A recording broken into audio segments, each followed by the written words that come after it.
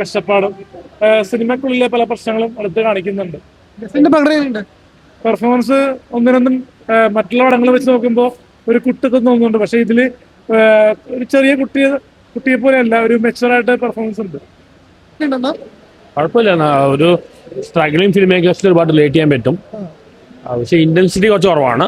എന്നാലും കണ്ടിരിക്കാം, ഒരുപാട് റിലേറ്റ് ചെയ്യാൻ പറ്റും. നല്ലൊരു എന്റർടൈനറൊക്കെയാണ്. നസ്ലിനാണ് ചെയ്തിട്ടുണ്ട്. പക്ഷേ ഒരു ഇന്റൻസിറ്റി പോരാ.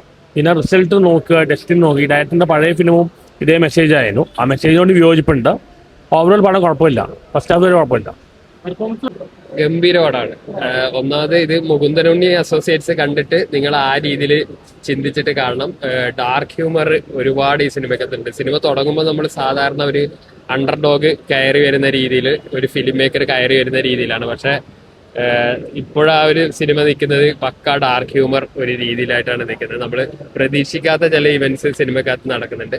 പിന്നെ ഒരുപാട് ആർട്ടിസ്റ്റുകളുടെ മേളമുണ്ട്. അപ്പൊ നമ്മള് കാണാത്ത ചില സസ്പെൻസ് ആയിട്ടുള്ള ചില ആർട്ടിസ്റ്റ് ഇതിനകത്ത് വരുന്നുണ്ട്. മലയാളത്തിലെ ഒരു പ്രമുഖ നടൻ തന്നെ അങ്ങനെ ഒരു ക്യാമിയോ റോളിലൊക്കെ വരുന്നുണ്ട്. എന്തായാലും ഗംഭീര എക്സ്പീരിയൻസ് ആണ്. ആ മുകുന്ദനുണ്ണിയിൽ കിട്ടിയ അതേ ഒരു ഡാർക്ക് ഹ്യൂമറിന്റെ വൈബാണ് സിനിമ മൊത്തം പോകുന്നത്. സിനിമയ്ക്കുള്ളിലെ സിനിമ ആ രീതിക്കാണോ അതോ? സിനിമയ്ക്കുള്ളിൽ സിനിമയുണ്ട്, പക്ഷെ അതിനകത്ത് അദ്ദേഹത്തിന് സംഭവിക്കുന്ന കാര്യങ്ങളൊക്കെ നമുക്ക് കണക്ട് ചെയ്യാൻ പറ്റുന്ന രീതിയിലാണ്. അല്ലാണ്ട് സിനിമക്കാർക്ക് വേണ്ടി മാത്രം കാണാൻ പറ്റുന്നതല്ല.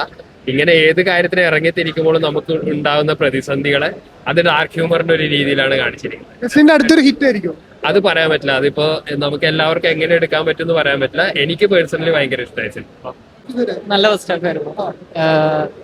നമ്മള് മൂന്നനുണ്ണിയിലൊക്കെ കണ്ട ആ ഒരു സ്റ്റൈലിലൊക്കെയാണ് എഡിറ്റിംഗ് ആണെങ്കിലും എന്താണെങ്കിലും മൊത്തത്തിൽ നല്ല രസമുണ്ട്, എന്റർടൈനിങ് ആണ്.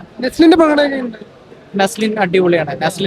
നസ്ലിന്റെ വൺ മാൻ ഷോ ആണ്. നസ്ലിന്റെ ക്യാരക്ടറിനെ ബേസ് ചെയ്തിട്ടാണ് സ്റ്റോറി ഫുൾ പോകുന്നത്. സോ അടിപൊളിയാണ്. ഫസ്റ്റ് ഷോർട്ട് ഷോട്ട് ഹിറ്റ് ആയിരിക്കും നസ്ലിന്റെ ആയിരിക്കും. അത് സെക്കൻഡ് ഹാഫോടെ കണ്ടാലും നമുക്ക് പറയാൻ പറ്റും. ഫസ്റ്റ് ഹാഫ് ഒരു ഫിലിം മേക്കറിന്റെ ജേണിയാണ്. ഒരു ഫിലിം മേക്കർ ആവാൻ പാഷനുള്ള ഒരു ടീനേജ് ബോയുടെ ജേണിയാണ് കാണിക്കുന്നത്. ഫസ്റ്റ് ഹാഫ് ആയിട്ടുള്ള സെക്കൻഡ് ഹാഫോടെ കണ്ടാലേ പറയാൻ പറ്റും.